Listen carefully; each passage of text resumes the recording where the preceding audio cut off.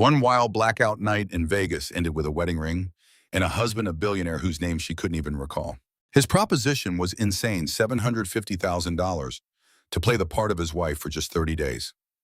Against all reason, she agreed. What started as a marriage of convenience soon spiraled into a whirlwind of undeniable passion, but that passion ignited a danger that threatened to consume them both. A warm welcome back to Proudly Black Stories and a very Merry Christmas to my incredible Pride family. May the love and grace of God fill your homes and hearts during this season. Your unwavering support means the world to me, and I'm committed to bringing you ever more captivating stories as I grow and perfect my craft each day. For anyone just discovering this channel, I'd love to know where you're tuning in from. Drop a comment below and hit that subscribe button to become an official member of our Pride family. Now prepare yourselves for another emotional roller coaster. The first thing Sunshine Rosman registered upon waking was a throbbing in her skull so violent it felt like it had been used for percussion in a mariachi ensemble. Her next realization, however, struck with a far more terrifying clarity. She was completely and utterly lost. Cracking open a single eyelid was an instant mistake. A blinding flood of sunlight streamed through panoramic windows, drenching a massive bedroom in a golden glare that felt like a personal attack. The mattress beneath her was sinfully plush, a world away from the lumpy bed she'd left behind in Henderson. The sheets felt like cool, liquid silk gliding over her exposed skin, completely exposed. Sunshine shot upright, yanking the champagne-hued sheet against her chest. She was naked, utterly and completely naked, in an unfamiliar bed, inside a room that probably cost more than her entire bakery business. The room was a testament to modern luxury, defined by its sharp, clean lines and a palette of understated colors with abstract paintings on the walls that likely cost a six-figure sum. Beyond the glass, the Las Vegas Strip sprawled beneath her, a glittering mirage of temptation. The Crimson Palace Casino, that's where she was. The Crimson Palace. Shards of the previous night assaulted her memory in disjointed bursts. A row of tequila shots on a polished bar. The sharp, crystalline taste of salt. Neon signs smearing into vibrant streaks. The sound of a man's voice low and gravelly speaking her name with an unnerving significance. The memory of dancing, of unrestrained laughter, of the intoxicating freedom that comes from finally letting go of all consequences. And then a chapel. A white, horrifying chapel. Sunshine's eyes darted to her left hand and her stomach fell through the floor. A colossal diamond was perched on her ring finger, the stone so enormous it bordered on obscene. It captured the morning sun, shattering it into 1,000 rainbow fragments against the stark white walls. No, this couldn't be happening.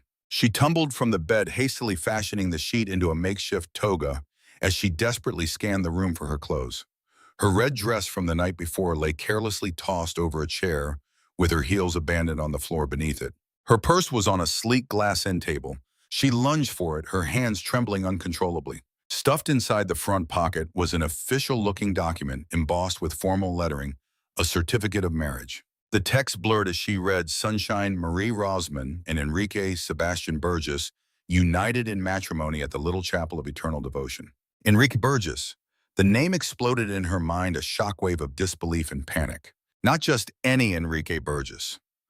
The Enrique Burgess, the magnate who owned half the casinos on the Strip, the billionaire recluse, famous for his affairs with models and starlets. The very same man whose stone-faced image graced the covers of Forbes and Fortune, always stoic, perpetually solitary, and exuding an aura of cold, hard power that warned sensible people to stay far away. And somehow she had married him. Sunshine collapsed onto the edge of the plush bed, the certificate shaking in her grasp. How could this have happened? This was supposed to be a single night in Vegas one night, to escape the grief of her father's passing, the crushing weight of her failing bakery and the shambles her life had become. Her own sister Zepha had all but forced her onto the plane. Just go, she had insisted. Have too much to drink, do something foolish. For once in your life, stop being the responsible one and just be young. Well, mission accomplished, she thought grimly. And then another memory broke through the fog, this one with chilling clarity. She saw his face, the piercing dark eyes, the dangerously handsome features. She felt his strong hands framing her face and heard his voice, a gravelly rasp like whiskey and smoke whispering, say yes, sunshine. Just for once, say yes to something completely reckless. And God help her, she had. The bathroom door creaked open, and Sunshine's heart seized in her chest. But the room was empty, save for the steam still lingering from a recent shower. He was here, her husband. The word felt alien on her tongue, an absurd title for a stranger. Rising on shaky legs, she clutched the sheet tighter and stepped into the bathroom. It was an opulent sanctuary of marble and gold-plated fixtures. A bottle of tequila, its label in Spanish, sat on the countertop. Lying beside it face down was a framed photograph. With a trembling hand, Sunshine lifted it, turned it over, and her breath hitched in her throat. Enrique Burgess looked out from the photo, but it wasn't the cold, imposing figure from the magazines. This was a younger, happier version of him, his smile genuine as he held a breathtaking woman in a wedding gown.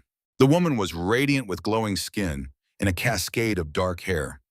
Her laughter directed at something just out of view, but it was not Sunshine. She placed the photograph back down, her hand unsteady, and then she saw it, a note scribbled on Crimson Palace stationery in a bold, aggressive scrawl that read, "You said I had kind eyes, model. No one has ever seen that side of me. Forgive me for what I'm about to do." Sunshine stared at the note, her eyes tracing the words for the third time, trying to pull meaning from the elegant script. Forgive him for what was he about to do? The sharp vibration of her phone from deep inside her purse shattered the strange moment, yanking her back to a reality that was crashing down around her. Fumbling, she retrieved it.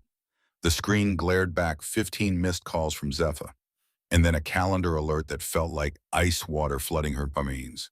Meeting with Obsidian Burgess, 900 a.m. Rosman's Rise Bakery. A quick glance at the kiosk confirmed her dread. 7:32, and Obsidian Burgess was Enrique's uncle. She hadn't pieced that together when she'd agreed to the meeting. To her, he was just the predator who'd been circling her family's legacy for the last 3 months, a shark sensing blood in the water. From the moment her father's heart gave out, he had been there, extending offers wrapped in the language of kindness, but carrying the weight of a veiled ultimatum. "Let me lift this weight from your shoulders." He'd purred, his smile all predatory charm. "A young woman like yourself shouldn't have to suffocate under the weight of her father's mistakes." To face him, she needed an advantage, some piece of leverage, anything at all to make him retreat and give her the breathing room she desperately needed to save the bakery on her own terms. And here she was, the brand new wife of his nephew. A laugh escaped her, sharp and bordering on hysterical. This was utterly insane, a complete and total catastrophe. It was without a doubt the single most reckless thing she had ever done. But maybe, a treacherous little voice whispered from the depths of her mind, "Maybe you can use this." She violently shook the thought away. Throwing on her clothes, she raked her fingers through her blonde hair, attempting to impose some semblance of order, as the foreign weight of the ring on her finger became a constant, heavy reminder. Her first instinct was to rip it off, find Enrique Burgess, demand an annulment, and erase last night from existence entirely. But as her fingers tried to twist the metal band free, it refused to move. It was either stuck fast or her fingers were swollen with regret. Whatever the reason, it wasn't coming off. And then a memory slammed into her, so vivid and sudden, it forced her to grab the edge of the bathroom counter for support.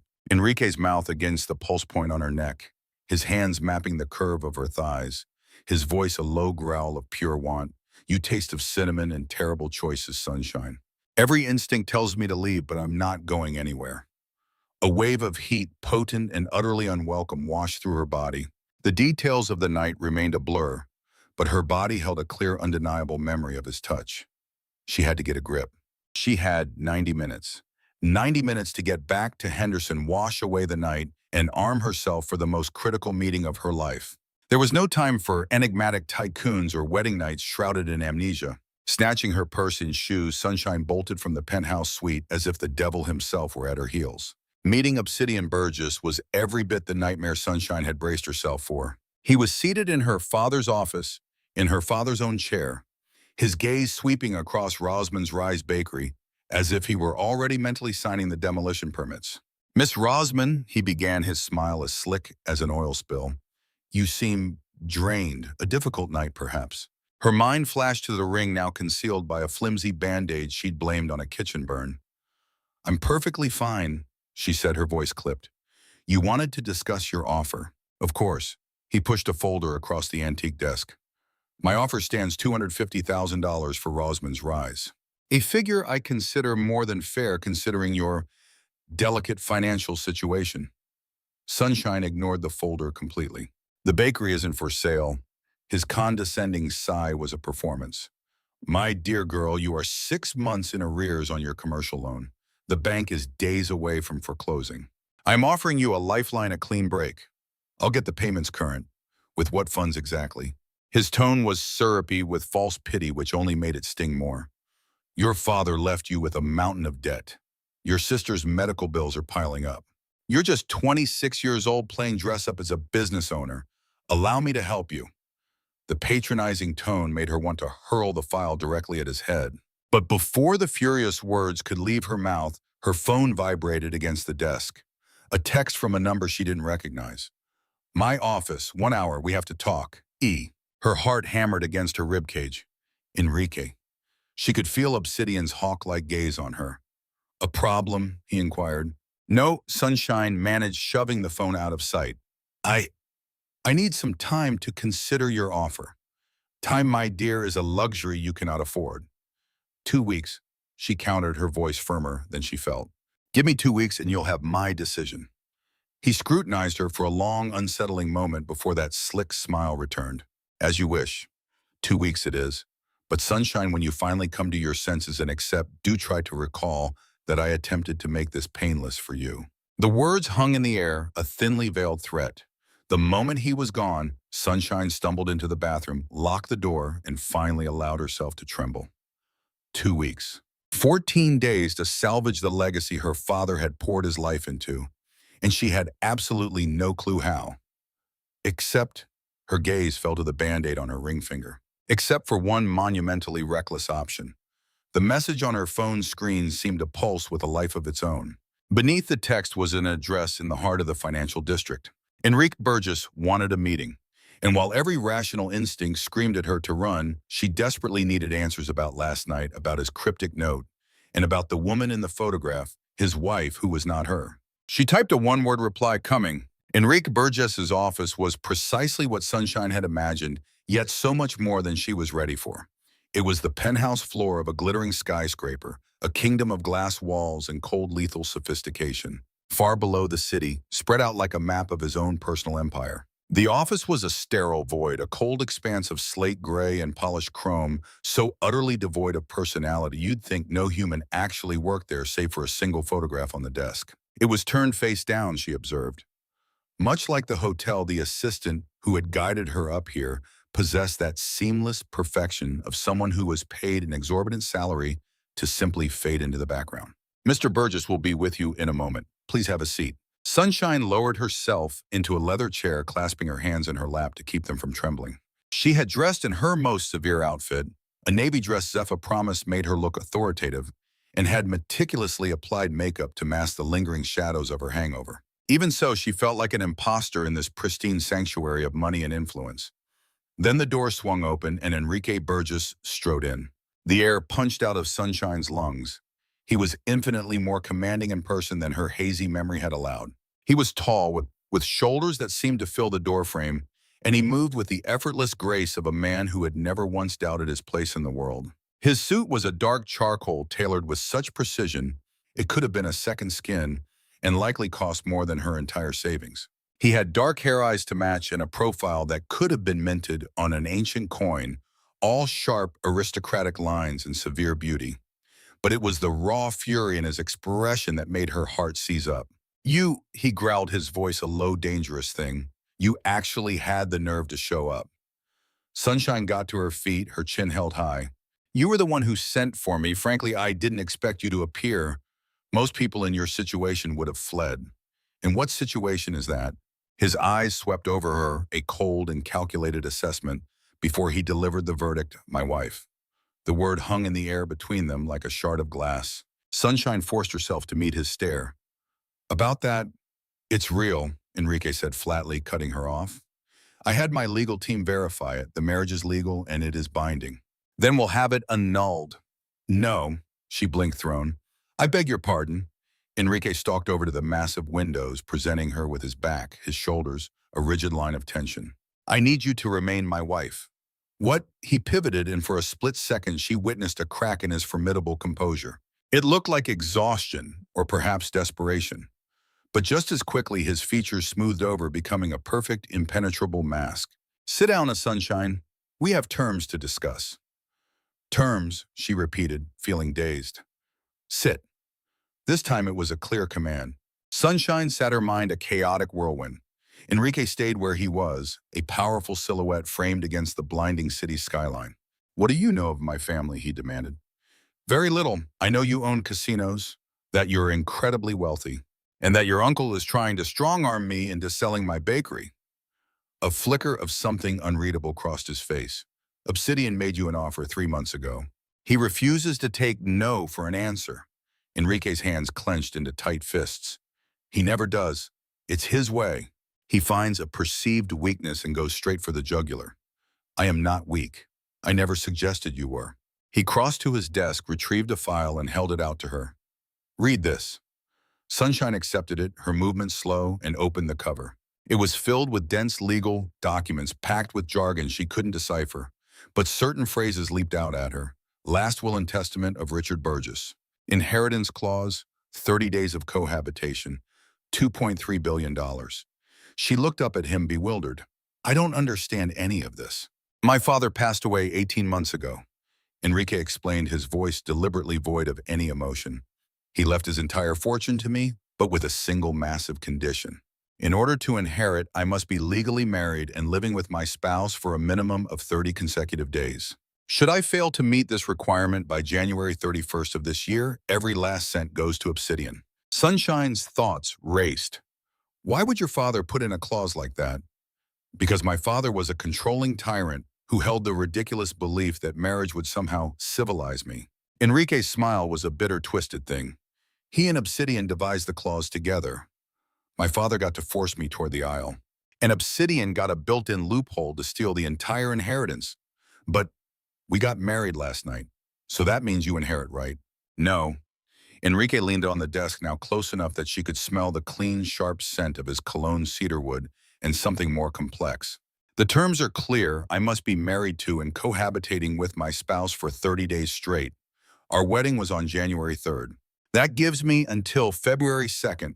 I need you to stay my wife and live in my home until then.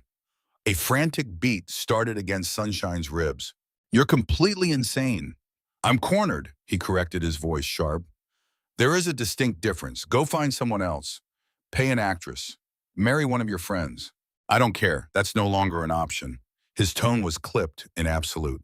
Obsidian has eyes and ears everywhere. He is already aware of our marriage.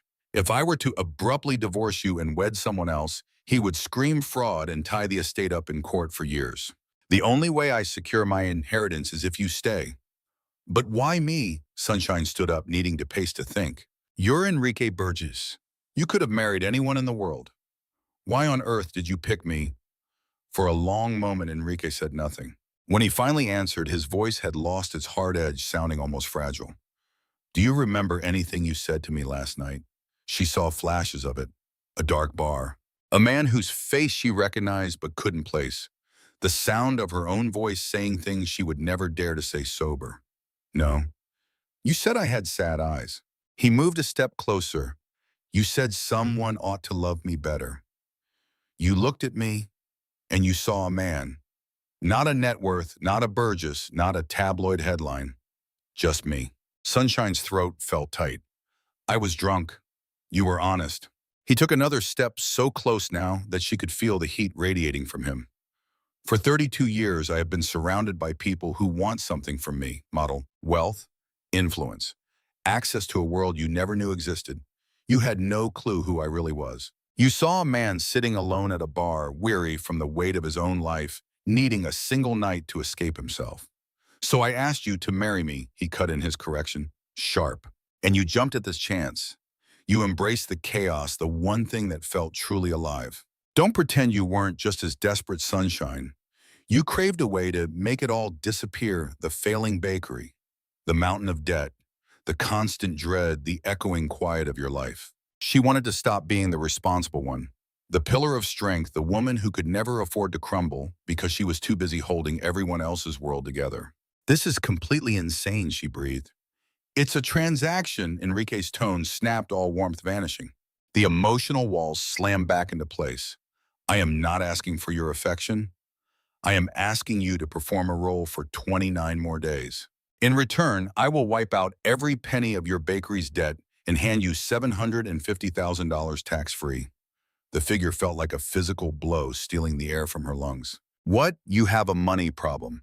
I have a wife problem. This arrangement solves both. The number echoed in her head. $750,000. With that, she could save her dream, kill the loans, handle Zepha's medical expenses, and have enough left to finally expand to hire help to stop drowning. Why would you offer me that kind of money? Because $2.3 billion is hanging in the balance, Enrique said, as if stating the obvious. $750,000 is pocket change to me. I could just take the cash and leave you the next day. You absolutely could, he conceded, but you're not going to. How could you possibly know that a smile that was all sharp edges touched his lips? Because you're still wearing my ring. She glanced down. The flimsy band-aid had begun to peel back, revealing the diamond glittering beneath. You could have had it cut off, Enrique pressed on. Any jeweler would have done it in seconds. But you didn't. You chose to hide it, which tells me that some part of you is already on board with this plan. Sunshine tore off the band-aid, letting the diamond flash in the light. You don't know the first thing about me. I know you're desperate. I know a vulture named Obsidian is trying to ruin your business. I know you have a younger sister who is completely dependent on you. I know you are terrified, bone-tired, and so utterly sick of fighting this war alone. His voice dropped, becoming unnervingly intimate. I know all of this because I am too. She wanted to fight back. She wanted to hurl his insulting offer back in his face and walk away. But that number kept ringing in her ears. $750,000. The price of freedom. What exactly would I have to do? She asked, her voice a fragile whisper. A glint of triumph flashed in Enrique's eyes.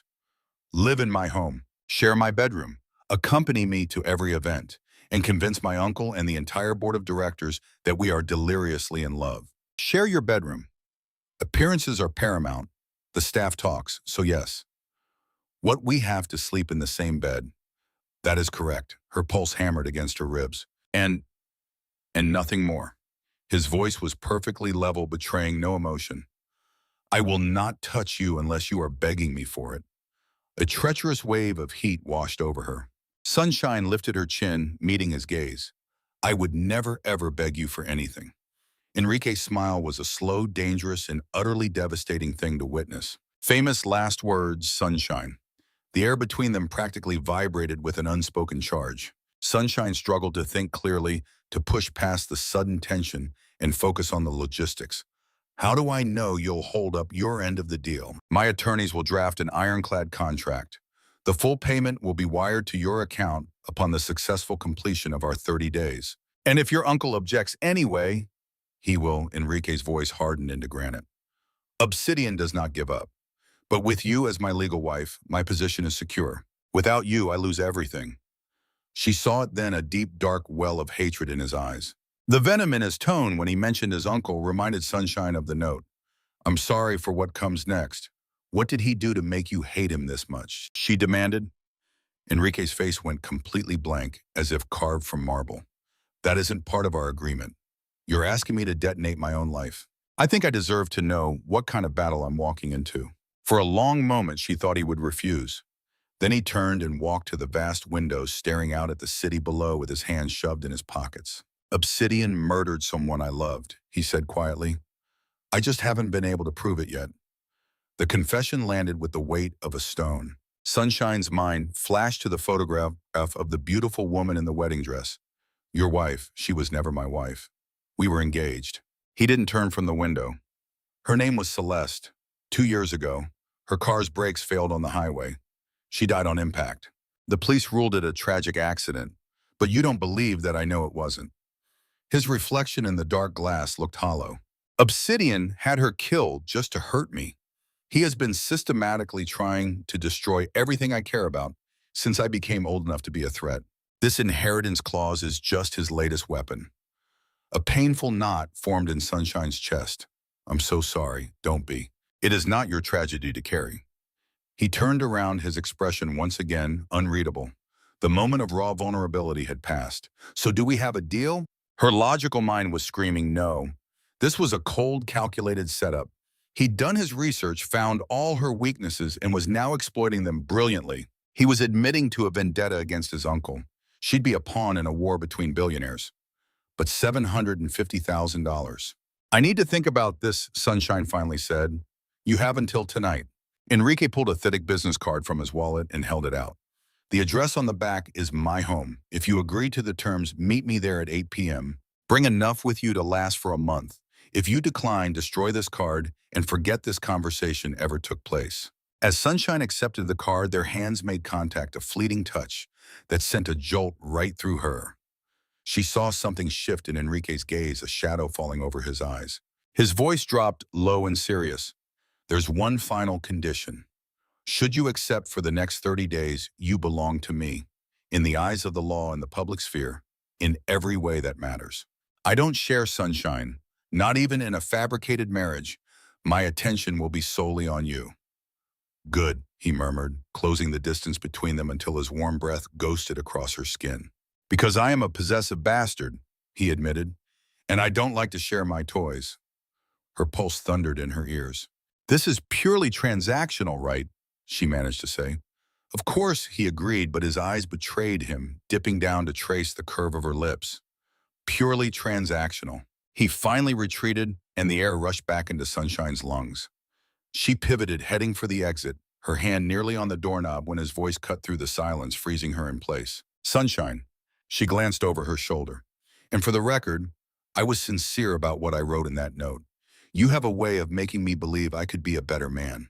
A small, melancholic smile touched his lips. Thank you for that.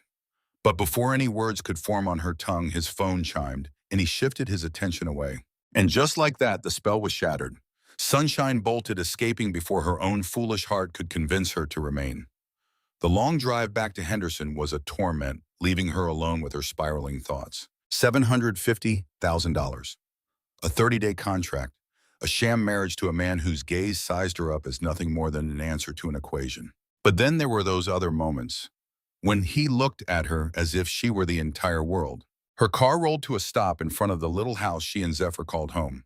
For a long while, she just sat there, the engine off, but her eyes fixed on the stark white business card in her hand. The address printed on it was for the Ridges, an opulent gated enclave where entry-level homes began at $5 million. Her phone buzzed to life, flashing Zephyr's name. Where on earth have you been?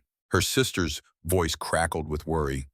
You vanished for 12 hours, sent all my calls to voicemail, and you weren't here for breakfast. I was literally seconds away from calling the police. I'm all right, I'm just out front. Well, get inside now. We have to discuss that offer from Obsidian. A wave of exhaustion washed over Sunshine as she shut her eyes. Right, that offer. $250,000 to sign away her father's entire legacy to a man who made her skin crawl. Or $750,000 to be a billionaire's make-believe wife for 1 month. She pushed the door open and walked in. Zephyr stood in the kitchen, a chaotic pile of curls atop her head, still in her pajamas despite it being well past noon, a privilege of being 23, and saddled with a chronic illness that made a typical 9-to-5 job an impossibility. Zephyr's eyes narrowed the second she saw her. Wow, you look like you've been dragged through a hedge backward. Is that last night's dress? Oh my God, don't tell me you actually had a one-night stand. Not in the traditional sense, Sunshine mumbled, collapsing into the nearest kitchen chair. Then what sense it's gali? And so the story spilled out of her. Not the whole truth, but the essential, unbelievable pieces. The impromptu wedding, the billionaire groom, and the staggering proposition. She carefully omitted the darker parts, the accusations swirling around Celeste and Obsidian, the whispers of murder. Some burdens were too immense to place on her sister's shoulders until she knew her own path. Zephyr was utterly silent as she listened to her expression, frozen in disbelief. Then a laugh erupted from her.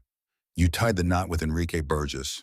You actually married the wealthiest, most notoriously closed-off man in all of Nevada. It wasn't intentional.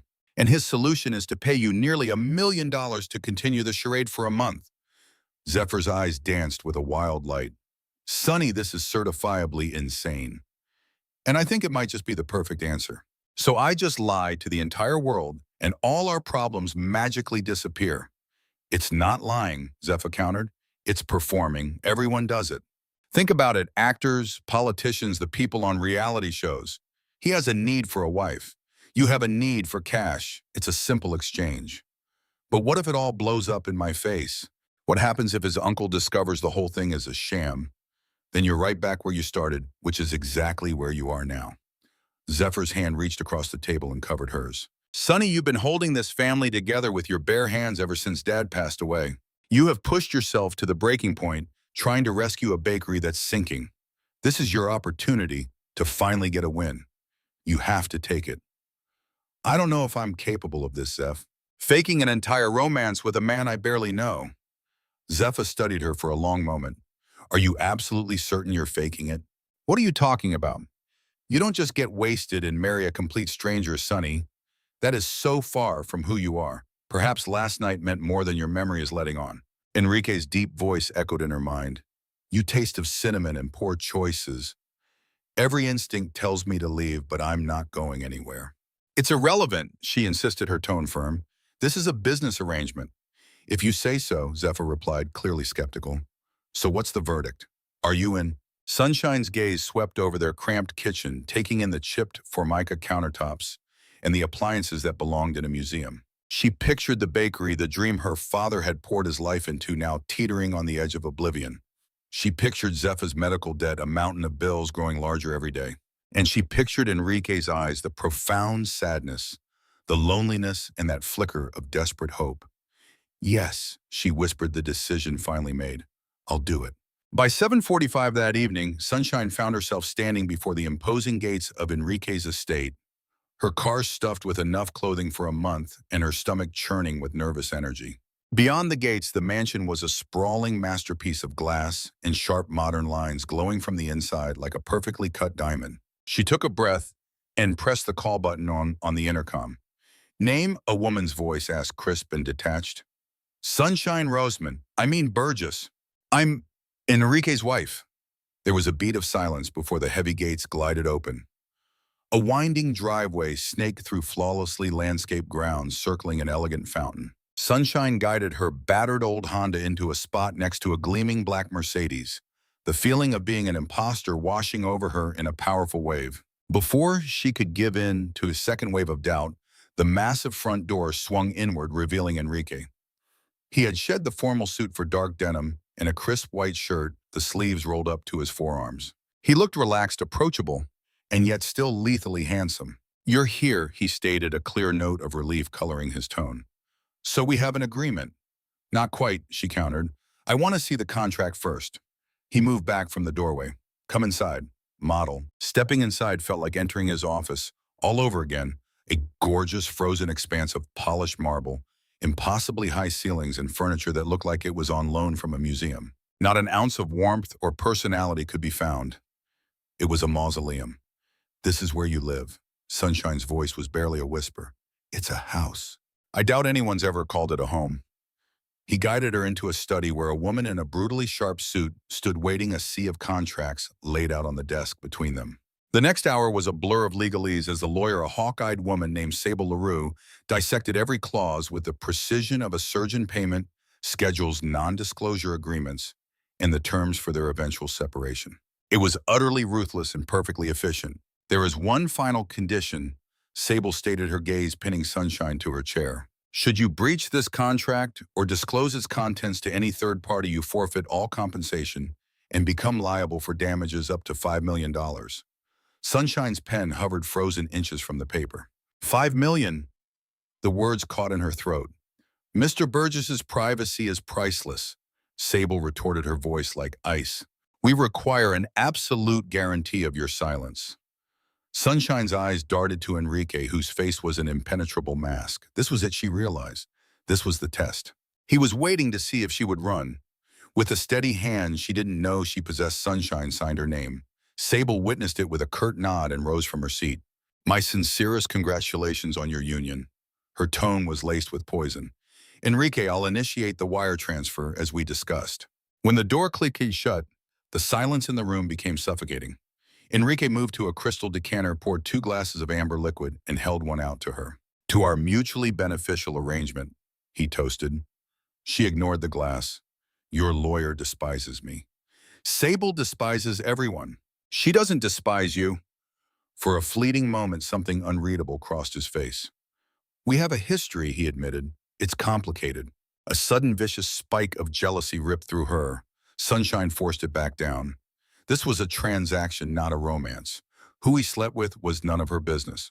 So, she said, her voice unnaturally cheerful, what's the next step? Now, he said, his voice dropping, I show you to our bedroom. Our bedroom. The phrase hung in the air between them, thick with unspoken meaning. Without another word, Enrique led her out of the study and up a spectacular floating staircase to the second floor. The master suite was a cavernous space dominated by a vast king-size bed dressed in stark charcoal gray linens. Another wall of glass offered a panoramic view of the glittering city below. The walk-in closet alone was bigger than her entire kitchen back home. This side is yours, Enrique gestured into the massive closet. I had the staff clear some room for you. Sunshine dropped her suitcase, every nerve ending, aware of him leaning against the doorframe. And where will you be sleeping? In the bed. With you. Her heart hammered against her ribs. You promised you wouldn't touch me. And I won't, he confirmed, his arms crossed over his chest. But appearances must be maintained. We share the bed. The staff will notice if we don't. They talk. Word will get back to Obsidian. So we just lie there next to each other. That is the general principle of sleeping. Yes. You know what I mean. His gaze intensified, a dangerous glint in his eyes. I do. And my promise stands. I will not lay a hand on you unless you ask me to. But I should warn you, Sunshine, if you ever do ask, I won't stop until you're screaming my name. A scorching heat flooded her veins. She fought to keep her voice steady. Good thing for you, I have no intention of asking.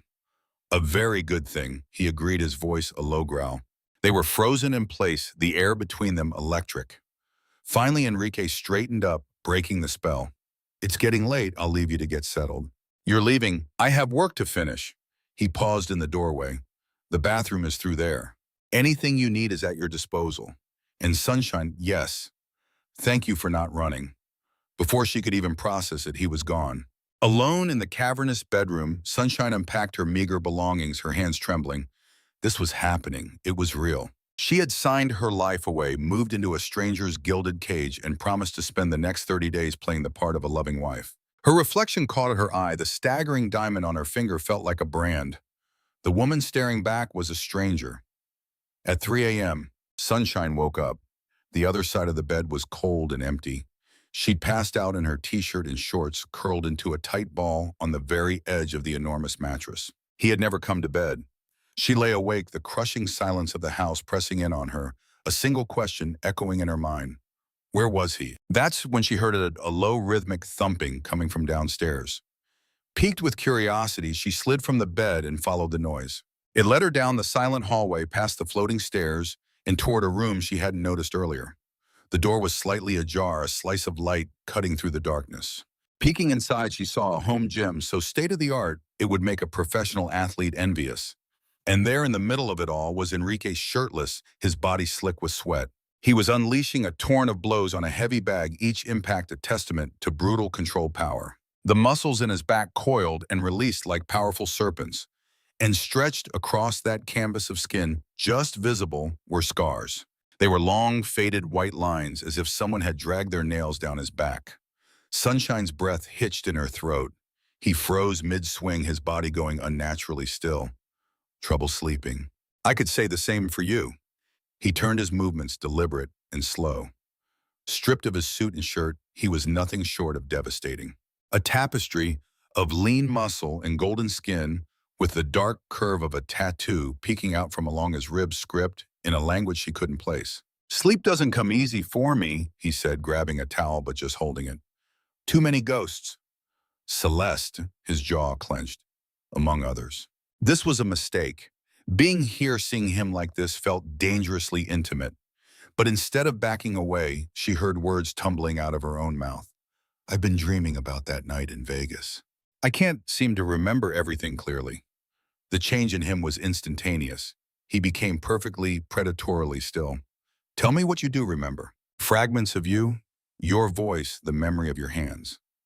He closed the distance between them. Each step measured the patient advance of a hunter cornering its quarry. Count yourself lucky you can't recall the warmth of the sun. Why? Because I remember it for both of us, every single second. He halted just shy of touching her, the space between them, humming with the heat of his body. In the shadows, his eyes weren't just dark, they were voids burning with an intensity that hollowed out her lungs. You really want to know what went down that night? His voice was a low, grating sound. Fine, I'll spell it out for you. You kissed me like a dying man gasping for breath. Make me forget, you begged me. Everything but you. And I obliged. You're a liar, am I? His hand rose, his fingers ghosting along her schwa line, a breath away from her skin. Your mind might be a blank slate, but your body, it hasn't forgotten me. I can feel it every time I get near you, that tremor under your skin. And damn it, he was right. She couldn't stop the shaking. Damn him to hell. This is purely business, she forced the words out, a fragile whisper. Whatever helps you sleep at night. The pat of his thumb swept across her bottom lip, a touch so light it was almost imaginary. Let's be honest, he said, his voice dropping. You didn't come down here to investigate a sound. You came for me. Because deep down, some broken piece of you aches to remember what it felt like when I claimed you. I don't belong to you. Not yet, he conceded, taking a step back, finally granting her the oxygen she craved. But you will, and it's going to happen a lot sooner than you think. He snagged a towel from the bench and strode past, leaving her utterly alone and trembling in the vast empty gym. Her legs felt like they might give out as she made her way back to the bedroom. Enrique was already there, clad only in sleep pants, settling into the far side of the massive bed. He offered no glance, no word of acknowledgement.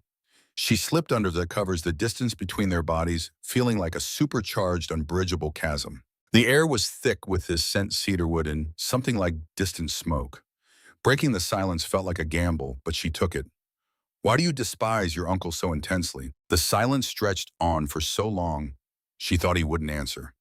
Then his voice cut through the dark, flat, and cold. He murdered someone I loved, and I'm going to prove it. Celeste. His only reply was a quiet, broken, yes. Tell me who she was. Why does it matter? Because if I'm meant to be playing the part of your wife, I need to understand the woman whose ghost I'm living with. He turned to face her then, and the faint moonlight filtering through the window illuminated the raw, unguarded agony in his eyes. You are not replacing her. You are something entirely different. Different how? I haven't figured that out yet. His hand lifted, hovering in the space between them for a heartbeat before dropping to the mattress, a silent surrender. Get some sleep, sunshine, the charade begins tomorrow. Her gaze was fixed on his hand, which lay palm up on the sheets, impossibly close to her own. Was it an unconscious gesture or an open invitation? Every instinct screamed at her to pull away, but instead she found herself lacing her fingers through his. His grip tightened instantly, a firm, warm anchor in the oppressive darkness. And that's how they drifted off to sleep, tethered together. Morning found her enveloped in a tangle of gray sheets and the solid embrace of a man. Sometime during the night, Enrique had moved, drawing her flush against his body. She could feel his breath in her hair, the reassuring weight of his arm draped possessively over her waist. For one stolen, unguarded moment, she allowed herself to sink into it.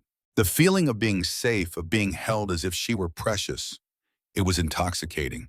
And then his consciousness returned, and his entire body went taut as a bowstring. He recoiled as if burned, scrambling into a sitting position and raking a hand through his sleep-mussed hair. I'm sorry, it's fine, she lied. It was anything but fine. A phantom heat lingered everywhere their bodies had been pressed together. Enrique shot to his feet, creating an immediate and deliberate gulf between them. There's a dinner this evening, the board of directors. You'll need an appropriate dress. I have clothes. I mean something suitable for the occasion. He corrected, his tone sharp and devoid of any warmth. The businessman was back. I'm sending my stylist with a few selections. I'm perfectly capable of dressing myself. Not for this, you're not. He was already halfway to the bathroom. This is theater. Remember, appearance is everything. The bathroom door clicked shut, leaving Sunshine alone in the sudden silence, feeling less like a partner and more like a prop. The rest of the day was a blur. A whirlwind named Margot descended with entire racks of couture, each gown costing more than her car. Then came the hair and makeup team. She was sculpted, painted, and perfected for hours, transformed into a stranger she barely recognized in the mirror. The gown Margot finally selected was a weapon disguised as a dress. It was a masterpiece of crimson silk with cutouts so strategically placed they were nothing short of lethal. perched atop impossibly high heels that sculpted her legs with her hair falling in loose waves and makeup that was pure drama. The transformation was complete. Later that evening, as she began her descent down the main staircase, she saw him. Enrique was waiting below, a commanding figure in a flawless black tuxedo. He looked up, and for a heart-stopping moment, the entire world seemed to hold its breath. His gaze traveled over her, a slow, meticulous inventory that missed nothing. By the time his eyes found hers again, a fire was raging in their depths. "You look," he began, his voice trailing off, as if he'd forgotten how to speak. "Appropriate," she supplied, unable to keep the bitter edge from her tone. "Dangerous," he finished, closing the space between them in two long strides and offering his arm. "Every man here tonight will covet you, but you belong to me. Don't forget that." "It's just an act," she reminded him, "or maybe herself, is it?" He murmured, his palm settling on the bare skin of her lower back, a searing brand against the cool silk. "Because from where I'm standing, the line between what's real and what's fake is becoming incredibly difficult to see." The party was in the formal dining room, an opulent space that felt more like a museum exhibit, all glittering crystal and suffocating elegance. 12 board members and their spouses sat around the table, their collective gaze pinning Sunshine in place like some fascinating new species on display. Presiding at the head of the table, a venomously charming smile plastered on his face, was Obsidian Burgess. He was a warped reflection of Enrique, older, harder, and infinitely more cruel. He possessed the same dark eyes and aristocratic bone structure, but on his face they were corrupted by a deep-seated smugness. "Ah," he purred, lifting his wineglass. "The blushing bride. Enrique, your amusements have always been costly." The contempt in his voice was unmistakable. Sunshine felt his knuckles go white on the back of her chair. "Sunshine is my wife," he stated, his voice perfectly level. "Not some passing fancy." Of course, of course. You must forgive an old man his jests." The smile Obsidian offered was ice cold, never reaching his eyes. "So tell me, Mrs. Burgess." "Burgess. Burgess? How on earth does a simple baker from Henderson capture the heart of the most sought-after man in all of Vegas?" Every head at the table swiveled toward her. This was a challenge. Sunshine summoned every shred of manufactured confidence she had and smiled sweetly. He asked, and I said yes. It really was that straightforward. Straightforward, indeed. Obsidian lazily swirled the crimson wine in his glass. "Although the timing is remarkably fortunate, don't you think? Mere weeks before the inheritance clause kicks in." Enrique's tone was a clear warning. "Uncle, I'm simply making an observation. Fate moves in curious ways, particularly when $1 billion fortune is on the line." A woman seated to Obsidian's right, glittering with diamonds, let out a sharp laugh. "Oh, Obsidian, do leave the poor thing be. We're all aware Enrique has been practically monastic since Celeste passed. Maybe this sunshine is precisely what he needs." The name Celeste hung in the air, thick and poisonous. Sunshine felt Enrique's entire body go rigid next to her. Celeste was a tragedy. "Indeed," Obsidian purred smoothly. "Such a brilliant young soul taken from us far too soon. I trust Enrique has told you the whole story, Sunshine." "He has." The lie felt like ash in her mouth.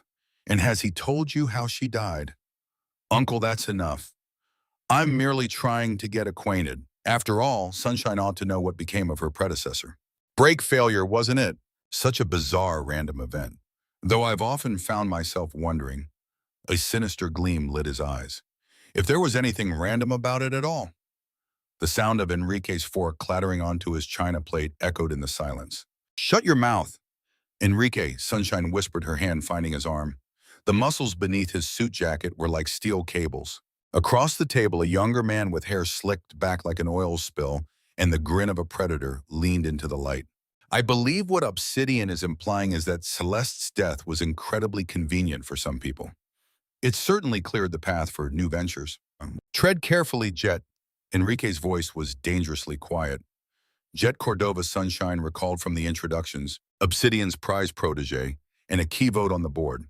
"I'm just pointing out," Jet went on, his gaze slithering over to Sunshine, "that beautiful women in the Burgess family tend to have spectacularly bad luck.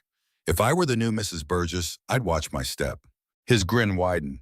"And if you ever grow weary of my cousin's icy demeanor, my bed is a great deal warmer." In that instant, something inside Enrique shattered. He moved like lightning, sweeping Sunshine out of her seat and onto his lap in a single fluid motion.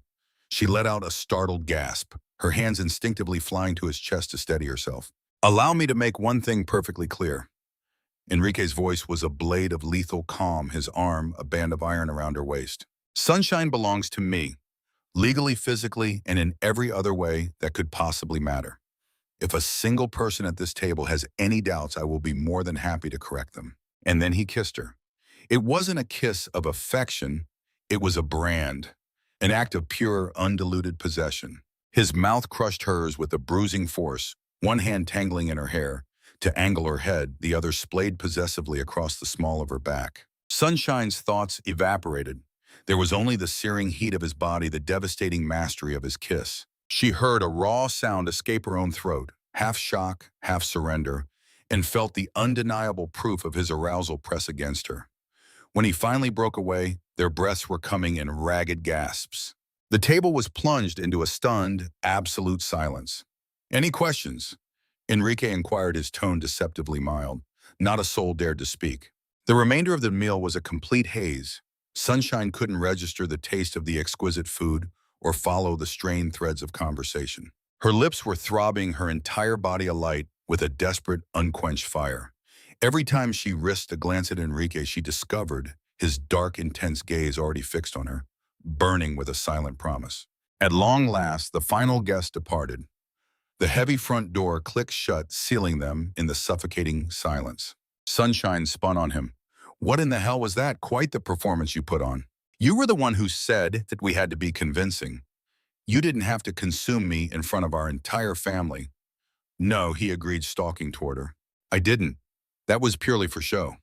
"Was it?" He trapped her against the wall, his arms caging her in. "Because I felt you melt against my mouth. I felt your whole body tremble. That wasn't a performance, Sunshine." Her heart pounded against her ribs. "And what if it was?" "Then you're a far better actress than I ever imagined." His gaze fell to her swollen lips. "Tell me you felt nothing." "I didn't." "Liar." He leaned closer, his breath a hot caress against her ear. "You feel that my heart, that's the effect you have on me.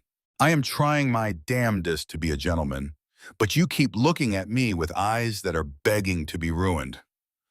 "Maybe I am." The words tumbled out before she could snatch them back. A raw groan of pure need was ripped from Enrique's throat. He pressed his forehead to hers, his legendary control visibly cracking. "Be careful, Sunshine. I am not a gentleman. I don't do soft.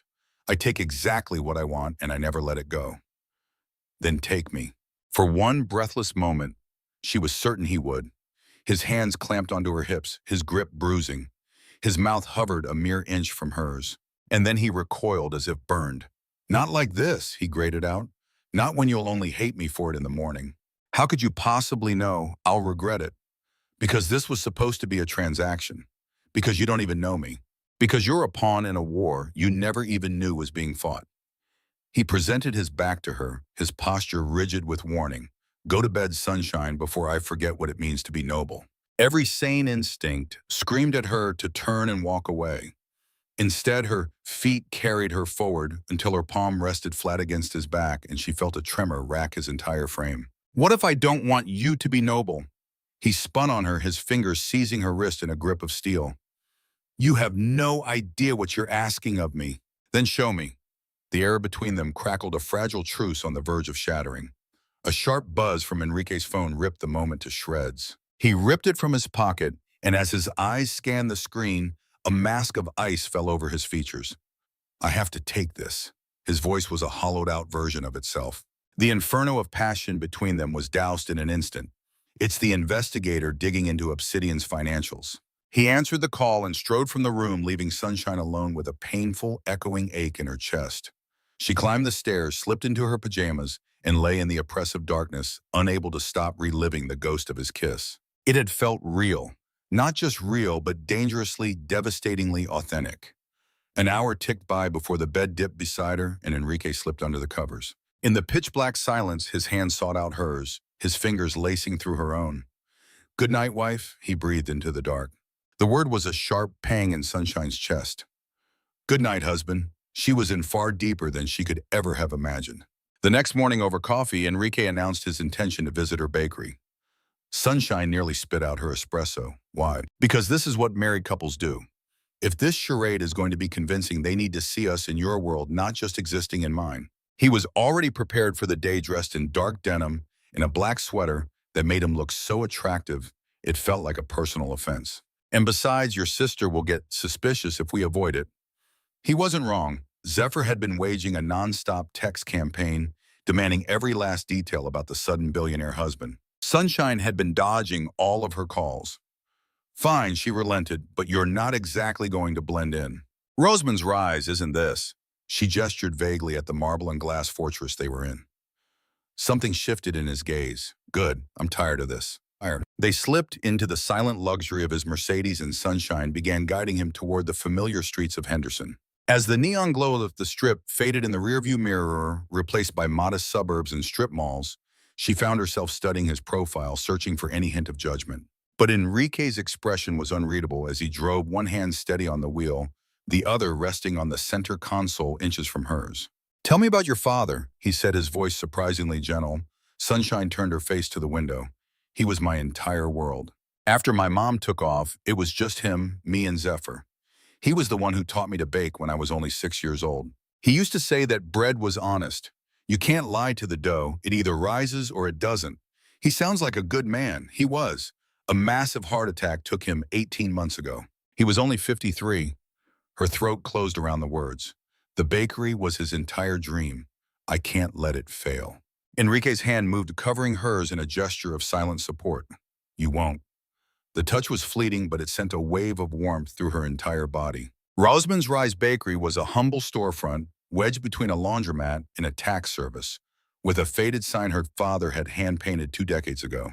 It wasn't glamorous in the slightest, but it was home. The moment they stepped inside, her sister Zephyr, who was at the counter, let her jaw fall completely open. Holy hell, she mouthed, her eyes fixated on Enrique as if he were a mythical creature who had just wandered in off the street, which, given his magazine covers, wasn't entirely inaccurate. Zeph, this is Enrique. Enrique, my sister. My husband. Zephyr circled the counter, her eyes narrowing as she gave him a blatant, suspicious once-over. So you're really the guy who married my sister? I really am. Why? Because she said yes. That's not an answer. A genuine smile finally touched Enrique's lips, reaching all the way to his eyes. No, it isn't. But it's the only one I'm able to give you right now. Zephyr's gaze bounced between them before she heaved a sigh of pure exasperation. You are both completely insane. Sunny kitchen, now. Sunshine dutifully followed her sister into the back, leaving Enrique to stand by the pastry case looking like a couture god lost among day-old muffins. Okay, spill it, Zephyr hissed the second they were alone. What is actually going on? And don't you dare try to sell me some business arrangement story, because I saw how he looks at you. How does he look at me? Like you are the only oxygen in a world where he's been drowning. Zephyr crossed her arms, unflinching. Are you sure you know what you've gotten yourself into? No, Sunshine admitted quietly, but it's far too late to turn back now. Do you like him? I barely even know the man. That is not what I asked you. Before Sunshine could find an answer, Enrique's tall frame appeared in the doorway. Can I help with something? I'm not very good at standing around. Zephyr's eyebrows practically flew to her hairline. You want to work? Why not? 20 minutes later, Enrique Burgess, the billionaire mogul, was immersed up to his elbows in bread dough as Sunshine attempted to direct him through the kneading process. He had rolled the sleeves of his expensive sweater up, and a fine dusting of flour coated his forearms. You have to feel it, Sunshine said, placing her hands over his to show him the motion. The dough will tell you when it's ready. Feel that it's becoming elastic. It's alive. Enrique's hands grew still under hers. You truly love this, don't you? It's the only thing I've ever been good at. I doubt that his voice dropped, becoming low and intimate. You're good at making a person feel seen. That's a rarer talent than you might think.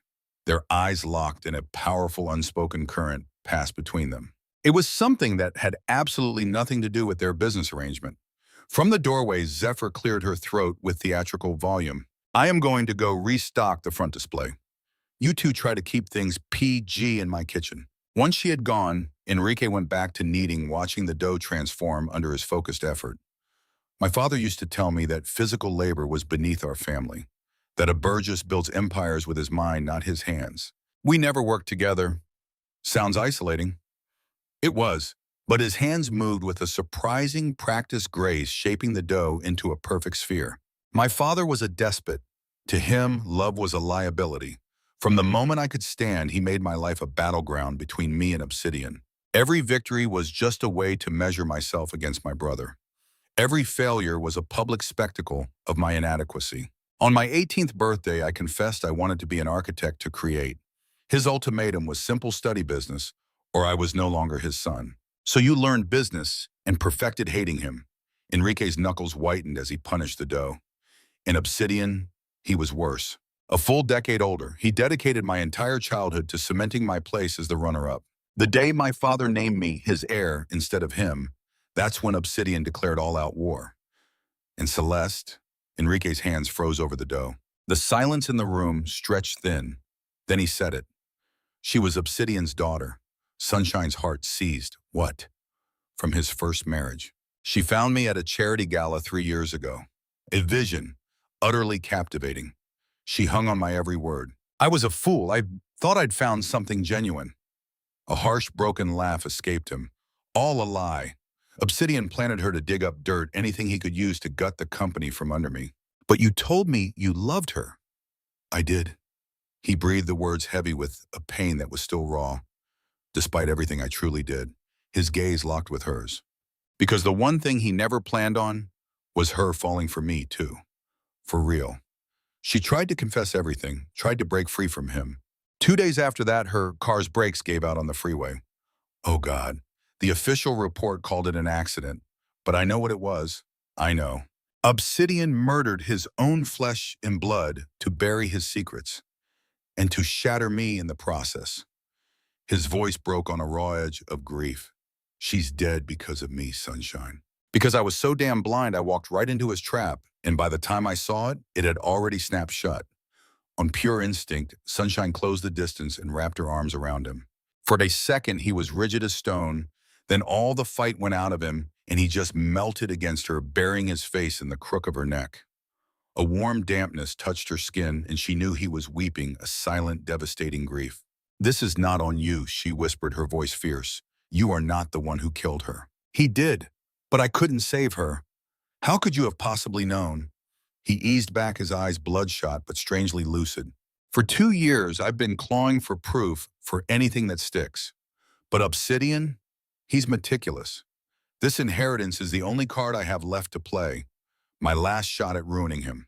Once I have control of the company, I can tear the books apart. I'll find the proof of his embezzlement, all his filthy crimes. I will finally make him pay. Then we'll make him pay together. Enrique's hands dusted with flour came up to frame her face. Why are you helping me? You could just walk away with the money. Because there's a deep sadness in your eyes, she said, her voice barely a whisper, echoing the words from their wedding night, and you deserve to be loved properly. Something inside his guarded expression finally shattered. And then he kissed her, a slow, deep, aching press of his lips that was all tenderness. It wasn't a performance, not a claim of ownership. It was terrifyingly real. When they finally parted, he rested his forehead against hers. Come home with me. Enrique, we are home. No, his voice was a gravelly plea. Come home with me. Let me show you the effect you have on me. Just please, Sunshine. That single please was her undoing.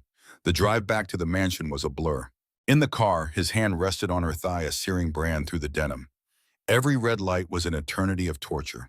The moment the car stopped in the garage, he was across the console on her before her seatbelt even clicked open.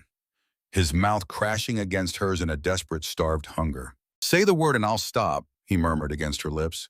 Tell me this is just business. I can't. I don't want you to stop. Good. Because I am so done pretending. I want you in every way a man is capable of wanting a woman. They practically fell into the house, a trail of discarded clothing marking their chaotic path to the bedroom. His hands were everywhere at once, exploring, learning, worshiping. He eased her onto the bed, pausing above her. His gaze filled with a profound sense of awe. You're so damn beautiful, Sunshine. I'm going to erase the memory of every man who ever touched you. His lips traced a fiery path down her neck, over her collarbone, and lower still. The only hands you'll remember are mine. The only mouth. It will be my name you scream when you fall apart. He kept that promise. Later, after he'd driven her to the edge, twice they lay tangled in the sheets. His fingers idly traced constellations on the bare skin of her shoulder. Say it. Say what? Say you belong to me. She met his gaze and saw beneath the command a flicker of raw vulnerability. I'm yours. Damn right you are. His kiss was slow, deliberate, a mark of ownership. I don't give a damn that this began as a contract. In this room right now, you are mine and I am yours. Nothing else exists. And when the 30 days are over, then I will find 1,000 reasons for you to stay. His hand settled possessively on her hip. I will give you anything you desire, sunshine. The bakery, the fortune, my name, the entire empire. Just stay. A dizzying hope bloomed in her chest. Enrique Burgess. A harsh buzz from the nightstand shattered the moment. Loud, insistent. He tried to ignore it. It buzzed again, more demanding this time. You should get that, sunshine urged. It could be important. With a curse, he snatched the phone. As his eyes scanned the screen, his entire demeanor shifted, his face hardening into a mask of cold fury. What's wrong? Nothing, it's just work. He thumbed the delete button with practiced speed, but not before her eyes caught a fragment of the text. 2 chilling phrases. She'll die, just like Celeste. A glacial cold seized her. Enrique, what was that message I told you? It's nothing. That wasn't nothing. That was a threat, and it's been handled. He yanked her against him, his grip tight enough to bruise. I will not let anyone touch you. I swear it. But his words were a lie, betrayed by the stark terror she had seen flash in his eyes. She was in danger, and Enrique had kept it from her. The next morning, she woke to an empty bed once more. She discovered Enrique in his study, his focus locked on a file laid out on his desk, his expression a complete mystery. What is that? He jerked his head up, caught off guard. Guilt was written all over his face. It's nothing, Enrique. He exhaled slowly, closing the folder. It's something you have a right to see, but I'm afraid you'll despise me for it. What have you done? He pushed the file across the desk toward her. Before I asked you to marry me, I had a full background check run on you. I had to be certain you weren't colluding with Obsidian. The words felt like a physical blow stealing the air from her lungs. With fingers that felt disconnected from her body, Sunshine took the file and pried it open. Her entire existence was cataloged within its pages. Her father's crippling debts were itemized with a chilling and brutal level of detail. Zephyr's medical expenses, the humiliating collapse of her engagement to Marcus, who had abandoned her for a woman with a trust fund, her credit rating, her university transcripts, and even surveillance photographs of her apartment, her car, her life. You investigated me, she said, her voice sounding faint and distant to her own ears. I had to be sure. You knew how desperate my situation was. You knew I had no other choice. Her eyes finally met his, the searing pain of betrayal flaring in her chest. You picked me precisely because I was cornered. I picked you because you were authentic, Enrique countered, rising to his feet. Yes, I required an insurance policy, and yes, I looked into your past. But sunshine, whatever sparked between us, that isn't some fabrication. How am I supposed to know that? How can I be sure last night wasn't just your way of ensuring my continued cooperation? He flinched as though she had physically struck him. Do you honestly believe that? I don't know what to believe anymore. She flung the file directly at him, sending a cascade of papers fluttering to the floor. You manipulated me from the very beginning. You preyed on my desperation. You used my father's death and my sister's illness. You twisted my entire life into a cold, hard contract. That isn't fair. Fair, a harsh, bitter laugh escaped her lips. You dare to speak to me about fairness. You possess billions of dollars and near limitless influence, and you wielded it to excavate my private life as if I were some kind of enemy agent. What were you even looking for? That I was plotting to trap you into marriage. That I desired any part of this chaotic life. I thought there was a chance you were working with Obsidian. Enrique retorted, his voice rising to match hers. I thought you might be another Celeste sent to engineer my downfall. I was only protecting myself. So last night, when you touched me, when you whispered that I was yours, when you made me feel like I actually mattered, all of that was just no. He strode towards her, his hands gripping her shoulders firmly. Last night was the most real thing I have felt in 2 years. Do not you dare diminish it to this. Then why does it feel like another calculated move to keep me under your thumb? His hands dropped from her as if burned. The blood drained from his face. Get out. Get out of my sight now before I say something we will both live to regret. Sunshine stared at the glacial stranger who had taken the place of the man who had held her so tenderly. She wrenched her wedding ring off and threw it squarely at his chest. I would rather lose absolutely everything than remain with a man who views me as a line item on a balance sheet. She turned and walked out. Enrique made no move to stop her. Sunshine drove back to Henderson through a blur of tears, her hands shaking uncontrollably on the steering wheel. She had been such a fool. It was never real. Of course, a billionaire doesn't suddenly fall for a no-name baker in less than a week. It was all a charade, a brilliantly executed manipulation. She had allowed herself to get swept up in the fairy tale, and now she was paying the steep price. Back in the small house she shared with Zephyr Sunshine, collapsed onto the couch and finally had allowed herself to shatter. Her sister discovered her there an hour later, simply holding her as the entire ugly story came tumbling out between sobs. That bastard. Zephyr breathed, her voice laced with venom. I am going to kill him. You'll have to get in line. What are you going to do now? I don't know. Disappear, I guess. Let Obsidian have the bakery. Relocate and start over. Sonny, you can't simply give up on everything. I'm not giving up. I'm cutting my losses. A sudden knock at his door cut them off. Sunshine wiped furiously at her eyes. If that is Enrique, tell him to go to hell. Zephyr went to the peephole, then turned back, her face etched with confusion.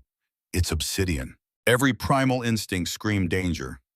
Don't let him in, but Obsidian's voice slid through the door oily and unnervingly persuasive.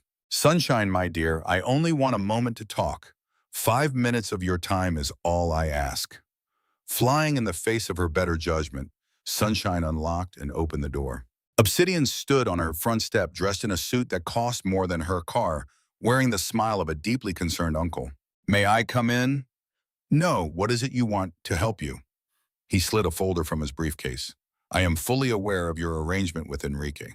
The sham marriage, the contract, it must be simply awful to be used as a pawn in our family's protracted war. Sunshine's blood turned to ice in her veins. I don't know what you're talking about. Please, my dear girl, I have eyes and ears everywhere. Enrique married you to secure his inheritance, and he's paying you handsomely to play your part. It's his signature style, so very transactional and cold. Obsidian held out the folder to her.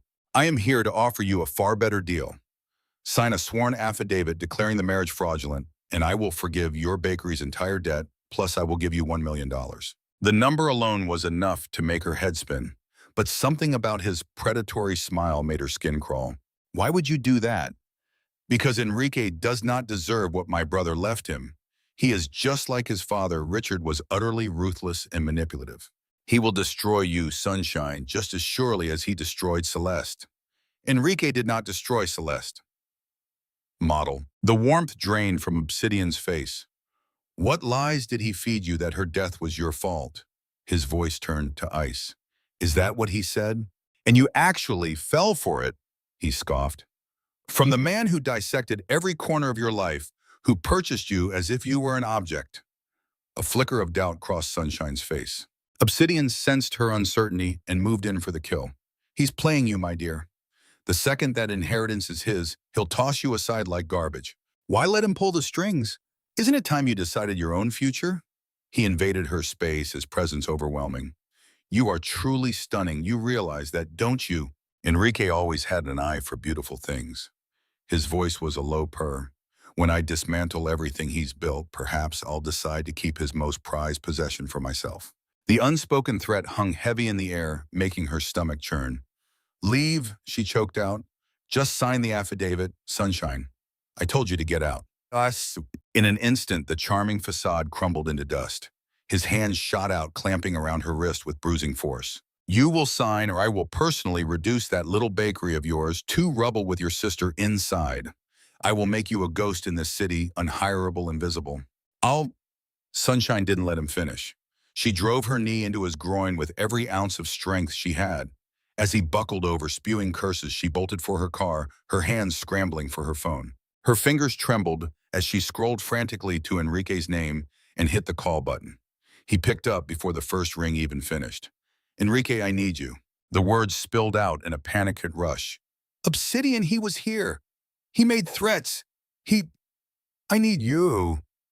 I'm 5 minutes out. Lock all your doors. Now. How can you be 5 minutes away? Wait, are you already in Henderson? I've been parked down the street since the moment you walked out of my house, he said, his voice strained with tension. I couldn't leave you unprotected. Just do as I say. I'm on my way. 4.5 minutes later, the scream of tires announced the arrival of Enrique's Mercedes, which skidded to a stop in front of her house. The engine hadn't even died before he was out of the car and vaulting up the porch steps 2 at a time. The second she opened the door, he swept her into an embrace, his entire frame trembling with adrenaline and fear. Did he put his hands on you, Sunshine? Are you hurt? His hands roamed over her arms and shoulders, searching for any sign of injury. He grabbed my wrist, she whispered. Enrique, he threatened Zephyr. His response was guttural absolute. I will kill him. It wasn't a threat, it was a vow. His eyes were bottomless pits of fury. Why does it matter to you? She challenged, her voice shaky. I'm just your insurance policy, right? Enrique framed her face with his hands, his gaze intense with a raw desperation. You stopped being an insurance policy the instant you looked at me and saw someone worth saving. This isn't a transaction, Sunshine. You are the only thing in my life that feels real. And I nearly lost you because I'm a paranoid fool who has forgotten how to trust anyone. But you had me investigated. She stated, the hurt evident. I did. He admitted, his voice thick with regret. And I am so sorry. More sorry than I can say. He leaned in, resting his forehead against hers. My entire life has been a series of betrayals. I've been used by everyone. I don't know how to believe in something good anymore. But you're different. You are genuine. I know I don't deserve a second chance, but I'm begging you for one. Please come home.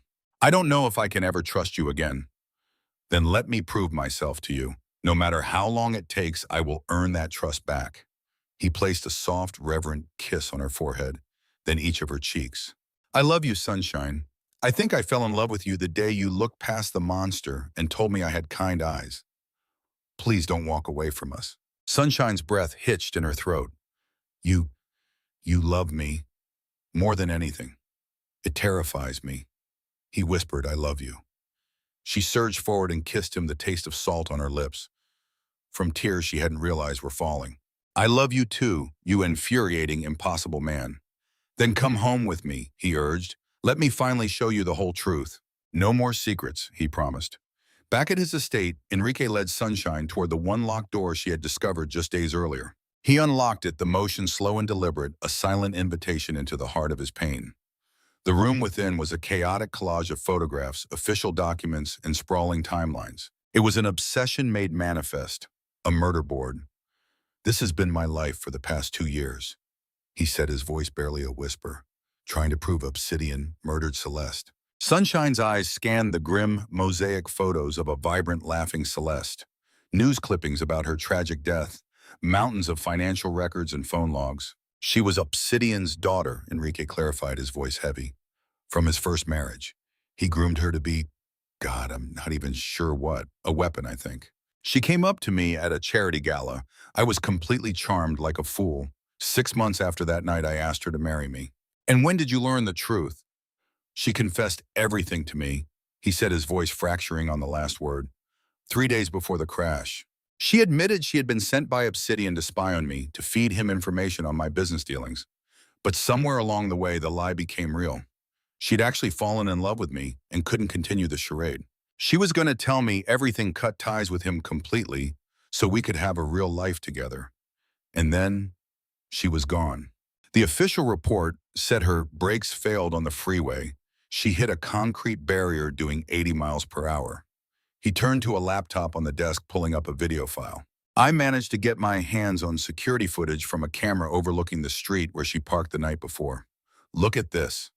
The video was low quality, a timestamp in the corner reading 2:00 in the morning. A shadowy figure approached Celeste's car, stooped down by the front driver's side wheel. But the video glitches right at the critical moment. The face is completely distorted. I've paid the best forensic analysts in the country to enhance it. Enrique explained, his tone flat with defeat. It's useless. I can't get a positive ID. Sunshine leaned toward the screen, her eyes narrowed in concentration. Hang on. Rewind that. Enrique slid the video back a few frames. That's when she pointed a trembling finger at the figure's wrist. Right there, do you see it? Something on the wrist is catching the light. It was a bracelet, a very distinctive piece with a unique interlocking diamond pattern. I recognize that bracelet. Sunshine breathed, her voice barely audible. Sable. She had it on the day we signed the contract.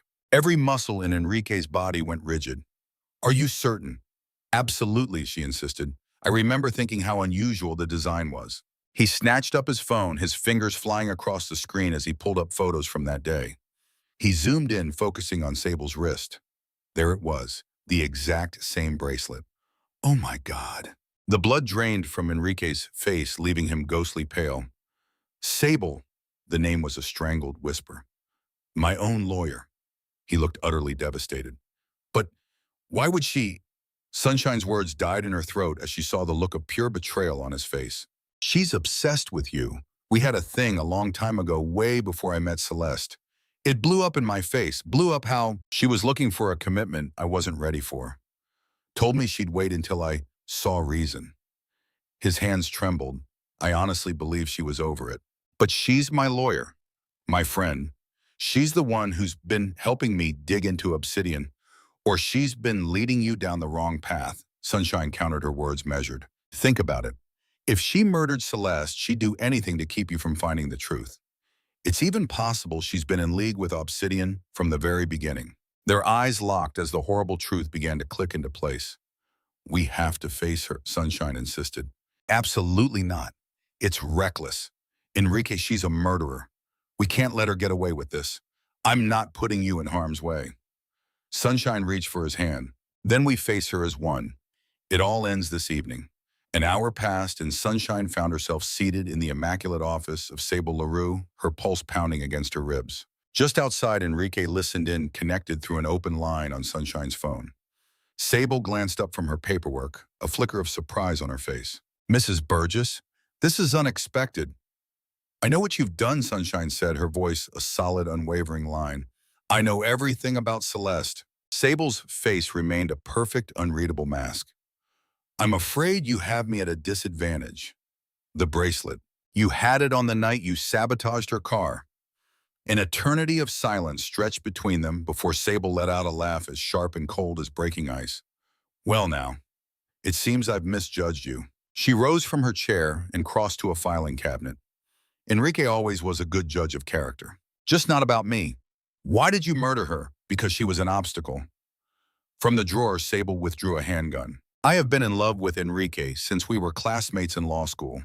We were meant to be, but he was too broken, too terrified to let anyone get close. And then Celeste appeared with those wide, innocent eyes and that manufactured helplessness. And he fell for it, hook, line, and sinker. And for that, you killed her. I set him free, Sable corrected, leveling the pistol at Sunshine. And I've been partners with Obsidian this whole time, making sure Enrique was chasing shadows, while we positioned ourselves to take his company. That clause in the will, that was my masterpiece.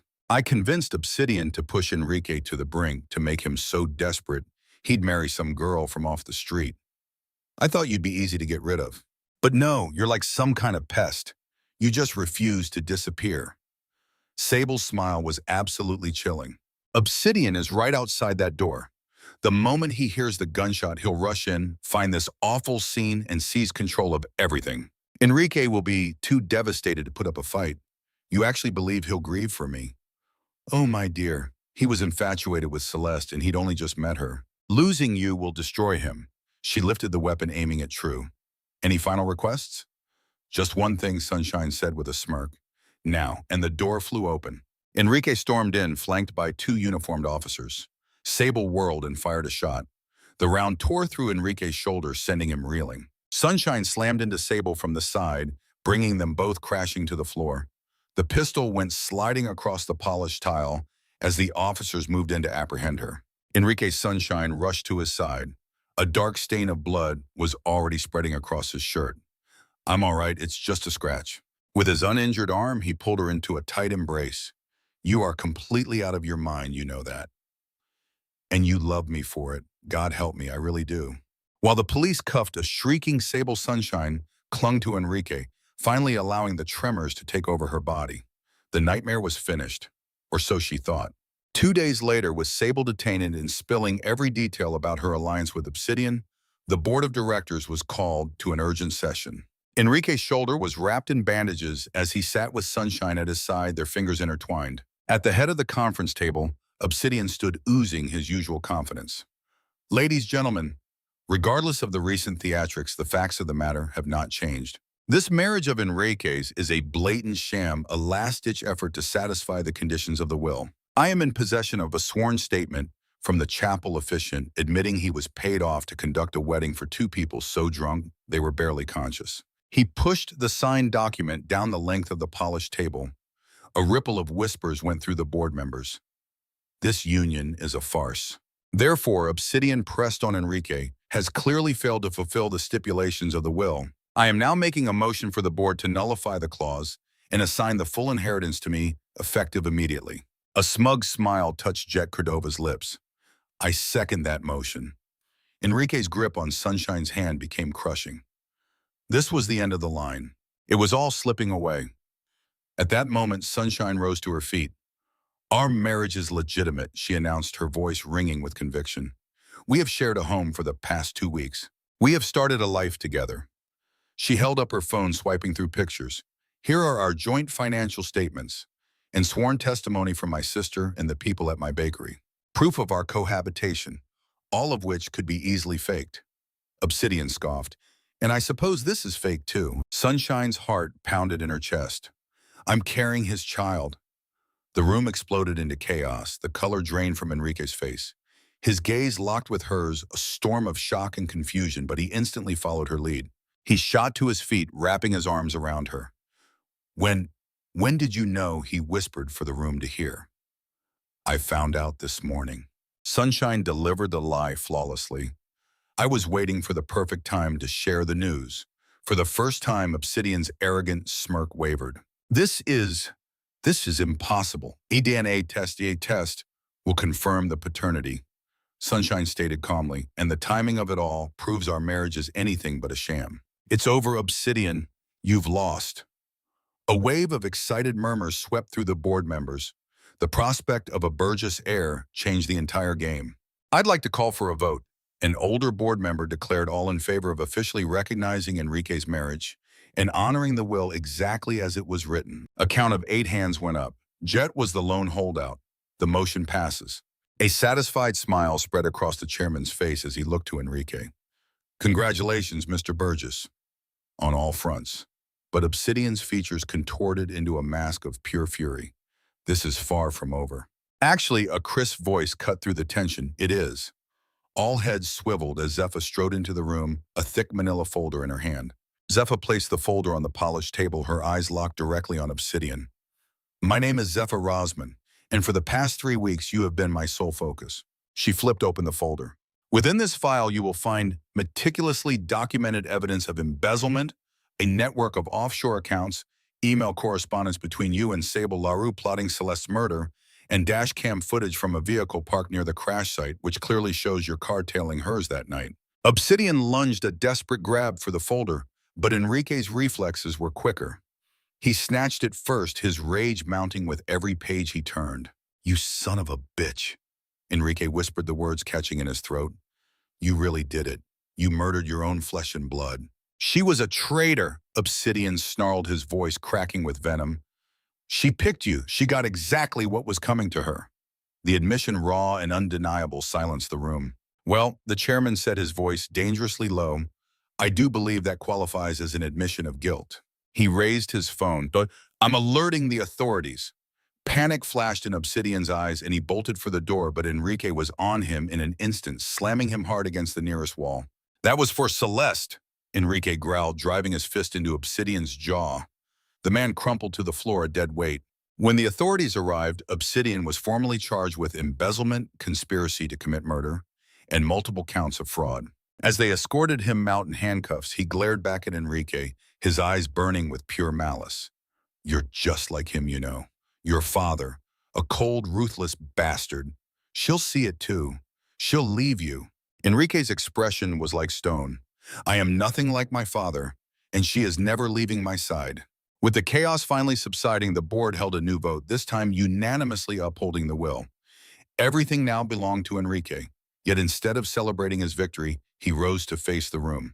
Effective immediately, I am dissolving the morality clause in the will, he declared. No one's inheritance should be a leash for their personal life. He scanned the faces at the table. Furthermore, I am donating half of the inheritance to launch the Celeste Burgess Foundation dedicated to survivors of domestic violence and victims of familial abuse. I have no interest in an empire built on control. I want a life built on choice.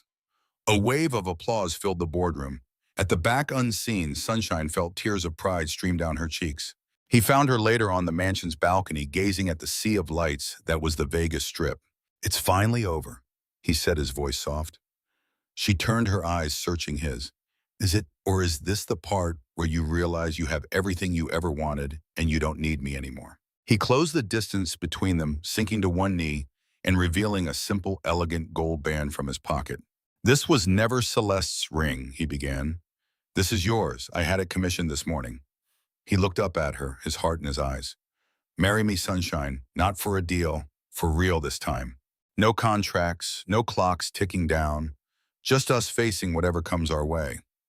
A small smile played on her lips. "I'm not actually pregnant," he already knew. "I know," he smiled back. But their faces were priceless. She let out a tearful laugh. "So you're not angry that I lied? Are you joking?" That was absolutely brilliant. He gently took her hand. "But Sunshine, for that 1 second when you said it, I thought I was going to be a dad. And I wasn't terrified. I was happy." Her breath hitched. "Enrique, marry me again, and let's turn that bluff into our reality. I want it all with you. The kids, the chaos, a messy, beautiful life that belongs only to us." "Yes," Sunshine whispered the word of release. "Yes. Oh, yes." As he slid the ring onto her finger, he pulled her into a kiss that left them both breathless. 3 months on Sunshine and Enrique found themselves at Rosman's Rise Bakery, renewing their vows surrounded by the warmth of their closest friends and family. No glittering ballroom, no society pages, just the people who truly mattered. Zepha, beaming and healthier than she'd been in years, stood beside her as maid of honor. Enrique had spared no expense finding the absolute best medical team for her treatment. The officiant smiled warmly. "Do you, Enrique Sebastian Burgess, take this woman to be your lawfully wedded wife?" "I do, in this lifetime and in every one that follows." "And do you, Sunshine Marie Rossman, take this man to be your lawfully wedded husband?" "I do," she laughed, "even when he's driving me crazy." "Then by the authority given to me, I am thrilled to pronounce you husband and wife." Again. They kissed, lost in the cheers of their loved ones. 6 months after that, Sunshine stood frozen in their bathroom, staring down at the 2 faint pink lines on a pregnancy test. "Enrique," she called out, her voice trembling. He was at the door in a second, his face etched with worry. "What is it? What's wrong?" She simply held up the test, a messy, beautiful mix of laughter and tears. "Remember my little bluff with the board?" His eyes widened in shock. "Sunshine, you're not..." He crossed the room in 2 long strides, sweeping her off her feet and spinning her in a joyous circle. "Best surprise of my entire life." He set her down gently, his hand hovering over her still flat stomach in awe. "We're having a baby," he whispered. "We're having a baby." He kissed her, then a kiss full of reverence and wonder. "God, I love you," he breathed against her lips. "I love you so much." "I love you more, Mr. Rosman," she teased. He cocked an eyebrow. "You didn't take my name." "Actually," she grinned, pulling up a picture on her phone. "You took mine. Check out the bakery's new branding." The image showed the gleaming new sign for Rosman's Rise, now with 3 booming locations across Vegas, which proudly read Rosman and Burgess Family Bakery. A deep, genuine laugh escaped Enrique, a sound of pure joy. "Best deal I ever made." "Marrying me?" she asked slyly. "No," he said, pulling her flush against him. "Loving you." Wrapped in his arms in the quiet of their bathroom, Sunshine was struck by the impossible distance they had traveled together.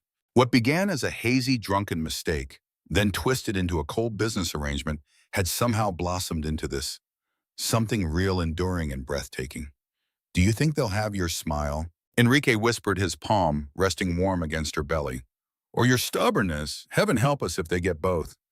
Sunshine let out a soft laugh. "We'll figure it out." That's what we do. Later that night, tucked into bed, Enrique's fingers drew lazy circles across her skin. Do you recall what I told you that first time? He murmured, his voice low. That I'm not the gentle type. I recall it perfectly. You also warned me that you take what you want and never let it go. And I haven't, he confirmed, kissing her shoulder. I never will. You're mine now, sunshine. Through everything, the good and the bad, but mostly the good. Give me this night and I promise to make it unforgettable. And he did. Afterward, lost in a tangle of sheets and limbs, Enrique whispered, I meant every word I said. About every lifetime, even the chaotic ones. Good. Sunshine guided his hand back to her stomach. Because this one is about to get a whole lot more chaotic. A look of pure wonder softened his features. I can't wait. 9 months later, their world was forever changed by a daughter who wore Sunshine's golden hair and Enrique's soulful dark eyes. They gave her the name Celeste Marie Burgess, a tribute to the woman whose tragic end had unknowingly forged their beginning. The first time Enrique held his daughter, a tear streamed unchecked down his face, and Sunshine was transported back to the note he'd left her that very first morning. You told me I had kind eyes, she remembered. No one had ever looked at me and seen that. She still saw him that way. She always would. He was her husband, the love of her life, her safe harbor. And as Celeste's tiny fingers curled around Enrique's, Sunshine knew this was their version of a perfect ending. It hadn't been flawless or easy, but it was profoundly real, and that was the only thing that ever truly mattered. Years down the road, when Celeste was 5 and her younger brother Rowan was 2, a journalist interviewing Enrique about his meteoric success posed a question. You have it all, the reporter noted. Incredible wealth, immense power, a picture-perfect family. What's the secret? Enrique's gaze drifted across the room to where Sunshine, dusted in flour, was patiently teaching their daughter how to braid dough as their son tried to devour the raw ingredients. I took a chance on something reckless, he answered with a simple finality, and in doing so, it saved my life. The journalist was clearly baffled, but Sunshine understood completely. Her eyes met his, and a knowing smile bloomed on her face. Enrique returned it, his own eyes kind bright and finally unequivocally free. In a federal prison, 300 miles from their happiness, Obsidian Burgess was handed a letter that bore no return address. He tore it open to find a single photograph. It was a snapshot of pure joy, Enrique, Sunshine, and their 2 children all roaring with laughter in the bakery. On the reverse, 4 words were scrawled in Enrique's sharp, confident hand, You lose. We win. Always. The Burgesses. With a snarl, Obsidian crushed the photo in his fist and tossed it aside. But the following day, a guard who knew the story had retrieved it, smoothed out the creases, and pinned it to the wall of his cell. That's one beautiful family you got there, the guard commented. A man should be proud of that. Obsidian offered only silence. There was nothing more to be said. He had sacrificed everything in his crusade to destroy their love. And love, it turned out, was the one asset his money could never touch. The end. If the tumultuous journey of Sunshine and Enrique from a shotgun Vegas wedding to the happily ever after they fought so hard for captivated, you tell me your favorite scene in the comments below. I hope you all have a wonderful and joyous Christmas celebration. All my love.